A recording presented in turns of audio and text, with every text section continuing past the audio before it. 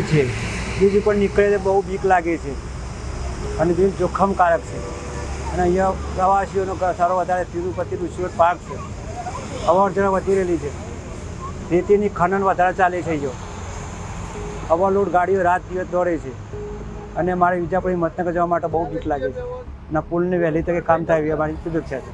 લગભગ છેલ્લા 60-70 વર્ષની અંદાજ, મારી ઉંમર આજ 50 વર્ષથી, એના મોરનો પુલ બનેલો છે. લાગે છે પુલ પર જવા માટે, સળિયાઓ ઘણા દેખાય છે ઉપરથી સામે સાધન આવે બહુ બીક લાગે છે.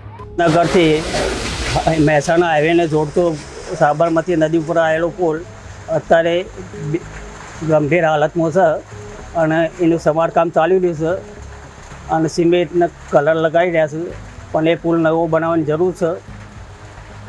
અને ગંભીરા પુલ અત્યારે 40 વર્ષથી બનાવેલો એ પડી ગયો, પણ આ 60 વર્ષથી પુલ બન્યો છે એનો કોઈ ભરોસો નથી. અત્યારે હાલત એવી છે કે તેના ઉપરથી નીકળવાથી વાઇબ્રેશન થાય છે અને હાલત એની ખરાબ છે.